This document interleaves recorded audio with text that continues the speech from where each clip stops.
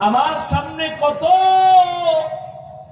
আমার রাষ্ট্রের সুন্দরীরা সামনে হাজির, কেউ নাই, তার আবদার নিয়ে আসছে, সমস্যা, অর্থের সমস্যা, বিভিন্ন কারণে, কিন্তু আমি আল্লাহর ভয়ে ওই গুনার সুযোগ পেয়েও গুনাহ করি নাই।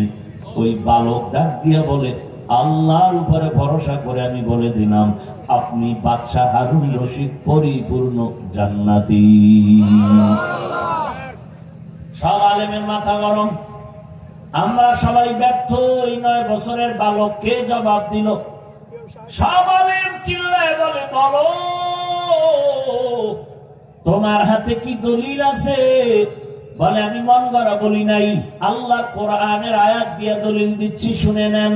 ওয়া আম্মা মান খাফা মাকামা রাব্বিহি ওয়া নাহান নাফসা আনিল হাওয়া ফাইন্নাল জান্নাতা হিয়াল মাওয়া। আল্লাহ ওয়াদা করেছেন, যে গুনাহ থেকে নিজেরে দূরে রাখবে, গুনাহ থেকে যে নিজেকে বাঁচায় রাখবে, নিজের প্রবৃত্তিকে কন্ট্রোলে রাখবে, আল্লাহ ওয়াদা করেছেন তাকে আমি বিনা হিসাবে জান্নাত দিব।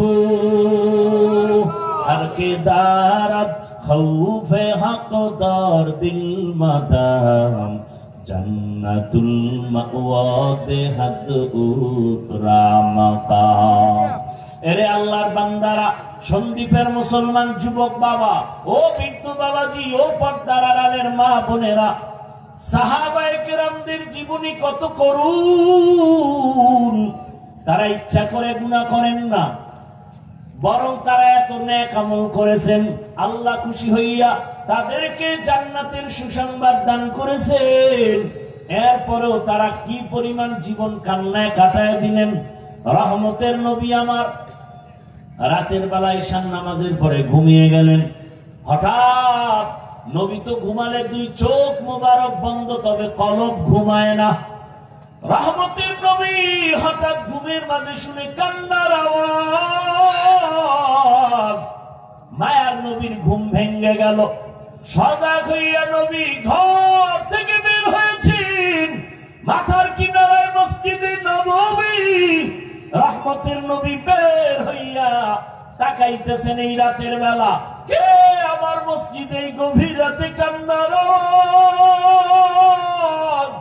রহমতের নবী দরওয়াজা দিয়ে তাকায় দেখেন একজন বান্দা নামাজে গভীর রাতে কান্না করে, নামাজে কান্না দাঁড়ায় দাঁড়ায়।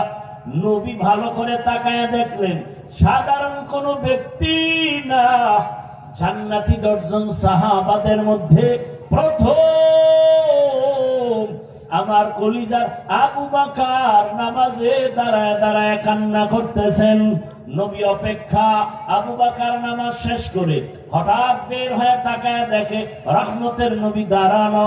মায়ার নবী বললেন, আবু বকর বলেন, ইয়া রাসূলুল্লাহ, আমি গোপনে নামাজে দাঁড়াইলাম, আপনি এখানে কেন? আবু বকরের কথায় রহমতের নবী বললেন, ও আবু বকর, তোমার কান্না আমাকে এখানে হাজির করেছে, তুমি কান্না করেছো।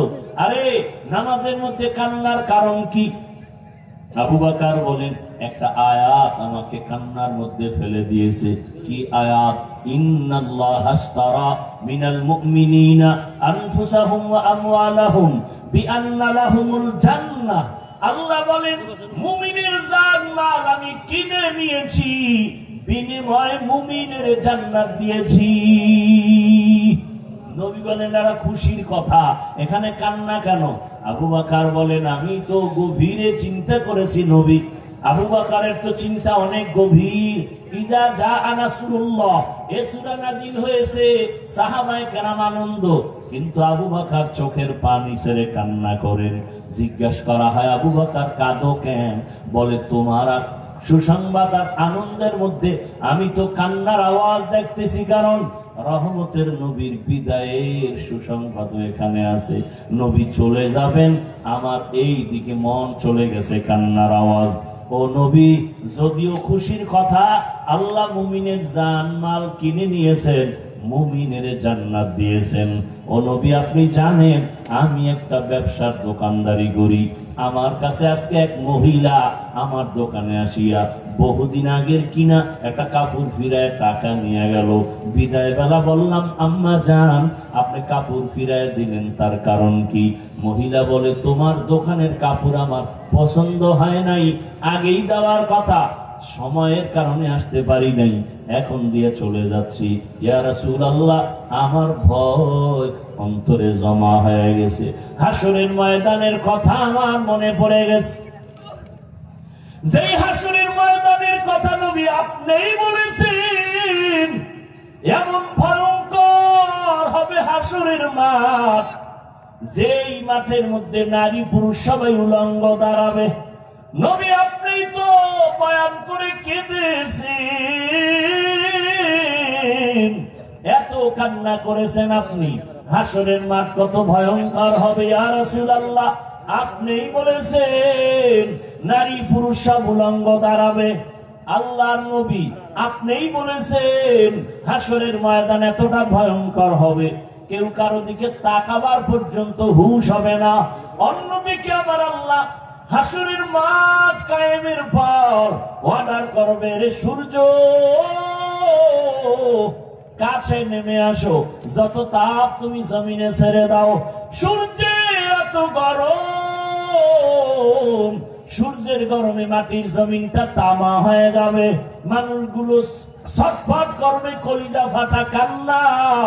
সূর্যের গরমে মাথার মগজগুলো ভাতের মারের মতো ফুটতে থাকবে। ও রহমতের নবী, আপনি বলেছেন অপরদিকে জাহান্নামের চিৎকারের আওয়াজ, জাহান্নাম এত জোরে চিল্লানি দিয়ে বলবে, আল্লাহ বেনামাজি গুনাহগার গুলো কই, আমার পেটে দাও, আমার পেটে ক্ষুধা। আল্লাহ তাআলা বলবে, ও ফেরেশতা, জাহান্নামের গলায় 70,000 শিকল লাগায় বেঁধে ধরে রাখো, সামনে যদি আসে বিচার করা যাবে না। অন্যদিকে নবী আপনি বলেছেন আল্লাহ হাসরের ময়দানে ভয়ঙ্কর রূপ ধারণ করবেন।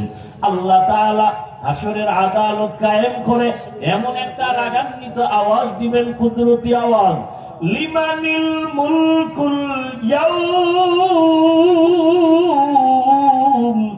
লিল্লাহিল ওয়াহিদিল কাহ্হার। আল্লাহ তাআলা বলবেন আজ হাসরের ময়দানের রাজত্ব কার? আল্লাহ তাআলার কুদরতি আওয়াজ, রাগান্বিত আওয়াজ, হাসরের ময়দানটা থরথর করে কেঁপে উঠবে।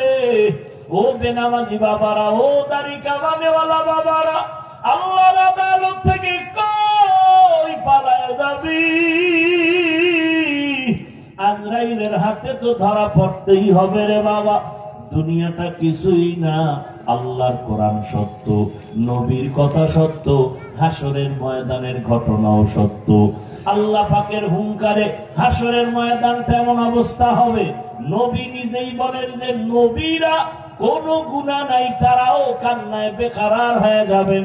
আদম নবীর কান্না, মুসা নবীর কান্না, ইব্রাহিম নবীর কান্না, ঈসা নবীর কান্না, এত কান্নার আওয়াজ কোন উম্মত কাছে গিয়া দাঁড়াতে পারবে না। সবাই নিজেরে নিয়ে কাঁদবেন, আমার উপায় কি হবে, আমার উপায় কি হবে।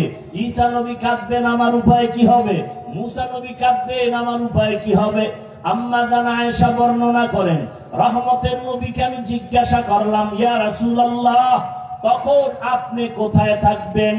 আল্লাহর নবী কান্না করে বলে, ও আয়েশা, এমন কঠিন সময়, আরে সব নবীরা যখন কান্না করবেন, আমি তখন মাকামে মাহমুদে সিজদায় পড়ে যাব, আমিও কান্না শুরু করব। মুসা নবী নিজের চিন্তায় কাঁদবেন, ঈসা নবী নিজের জন্য কাঁদবেন, ইব্রাহিম নবী নিজের জন্য কাঁদবেন, আর আমি একা একবারও আমার নিজের চিন্তা করব না। আমি আল্লাহর আদালতে বারবার কান্না করে বলবো, আমার উম্মত